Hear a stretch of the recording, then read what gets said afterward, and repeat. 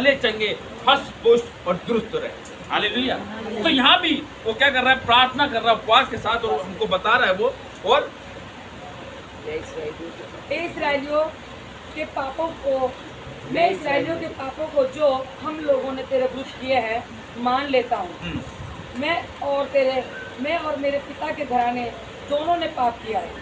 आज देखो, जब हम उपवास करें ना तो ये बता रहा है, ये अपने भी पापों से पश्चाताप कर रहा है। नेहमी भी क्या कर रहा है, अपने भी पापों से क्या कर रहा है, पश्चाताप कर रहा है, और कलीसिया के भी पापों को क्या कर रहा है वो।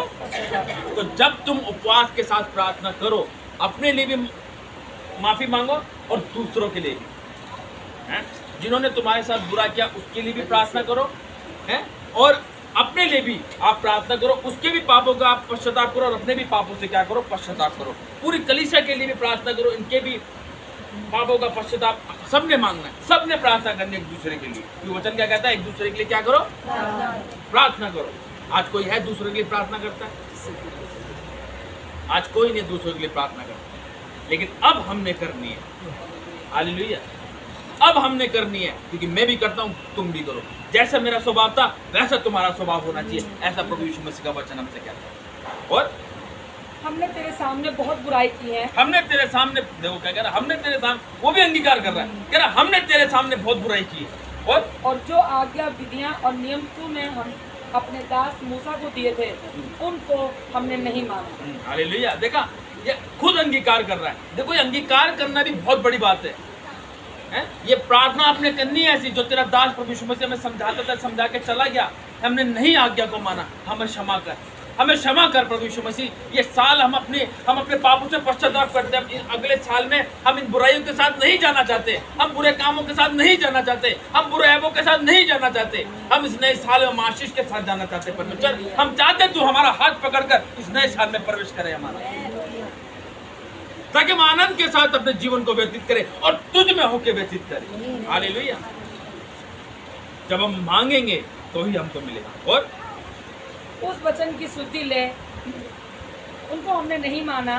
उस वचन की शुद्धि ले जो तूने अपने दास मूसा से कहा था, यदि तुम लोग विश्वासघात करो तो मैं तुमको इस देश देश के लोगों में तितर-बितर करूँगा।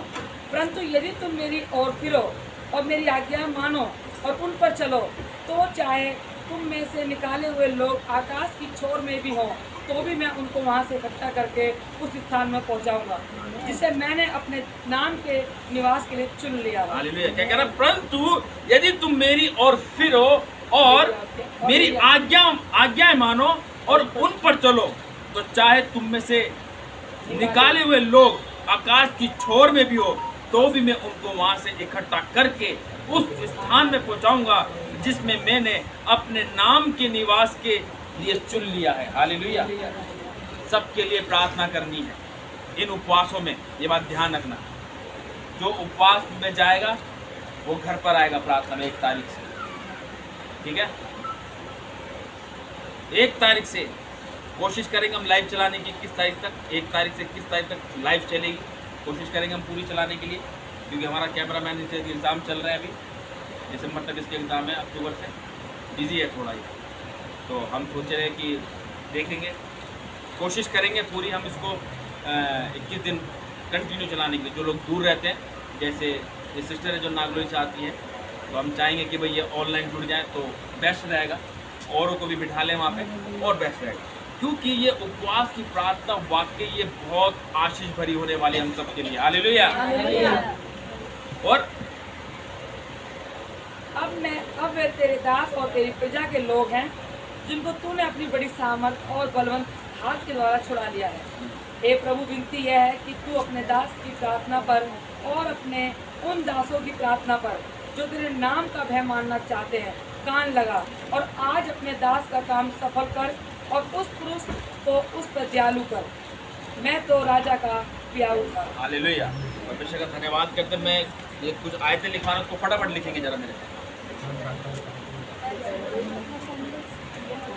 जल्दी जल्दी लिखेंगे फटाफट। शुरू लिखवाऊंगा, फटाफट लिखेंगे इसको। एज़रा की पुस्तक 8 अध्याय उसकी 21 और 23 आयत, जो आपने पढ़ा है अभी, वो पूरा पैराग्राफ है। लाड की